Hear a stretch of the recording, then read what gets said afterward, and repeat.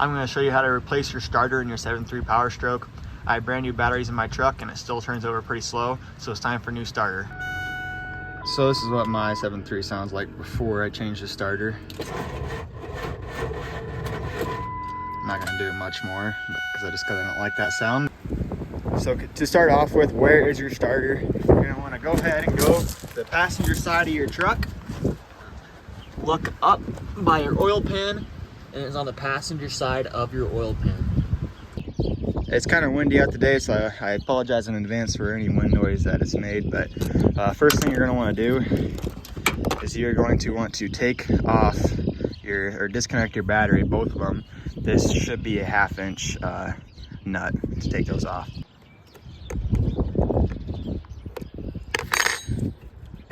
So you got them battery terminals taken off, or the battery cables taken off. Just kind of pull them away from the battery a little bit so you just make sure they don't touch.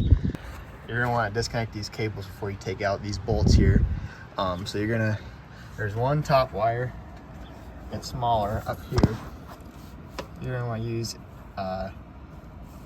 either a socket or a wrench and take that little nut that's on there off and then pull the cable off. And then there's a bolt right here. That's a 17mm bolt also. And you have this cable, and then you're just gonna wiggle that cable off also. The size of the nut on the top is a 5/16, and this is a 17mm. Alright, so you're gonna want to take these, there's 3 bolts, one right here, and one up top. You can't really see right now, I'll show you it later. You're gonna take a 17mm socket or an 11/16 socket, and you're gonna put it over top that, and you're gonna break them loose, and then slowly work them out. You're gonna do the same thing to this bolt and this bolt, and I'll show you how to get to that top bolt. Alright, so once you got those 2 bottom bolts out, there's a bolt on the top left-hand side of the starter. You're gonna want, I don't know if I can get a very good shot of it. You're gonna try to get a wrench onto that bolt and break it loose, and it's the same size as your 17mm or 11/16 as these bolts were. So yes, this is a new starter, but I guess I forgot to show you guys this yesterday. But once you get those 3 bolts taken out and your wires disconnected, you're simply just gonna, it might take a little wiggling or a little tapping with the hammer, but you're just gonna pull straight out on that starter until you see that sprocket come out, and just slowly. So now to put your new starter in, you're gonna do the exact opposite of pulling it out. You're gonna lift it in there straight and then slide it out so your solenoid is facing the outside of the body of the truck. Then you're gonna slide that in there.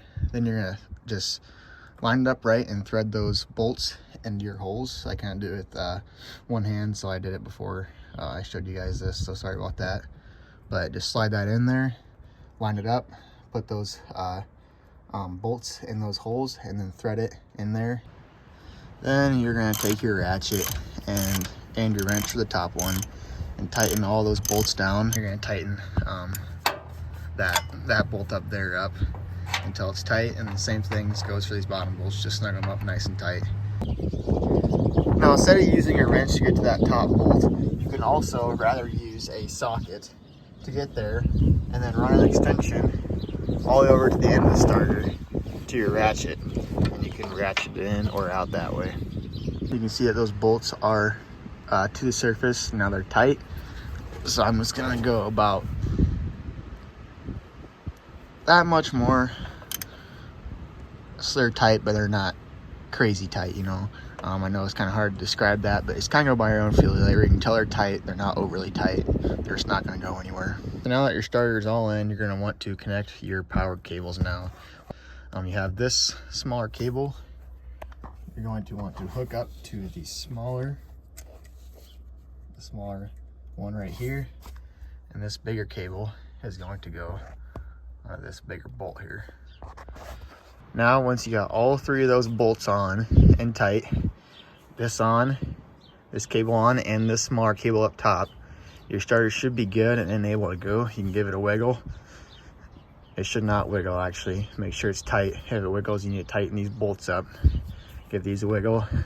They shouldn't move at the base. If they do, tighten them up just a little more, and everything's nice and solid.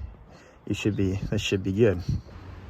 So now you're gonna hook up your batteries again, take your 1/2-inch wrench, and go ahead and tighten those up here. Once your batteries are hooked up now, you're gonna wanna go ahead and pick up all your tools. Make sure you didn't leave anywhere you don't want them.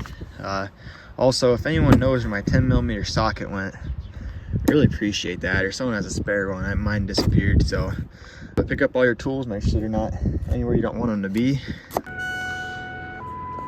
And now it's time for the moment of truth.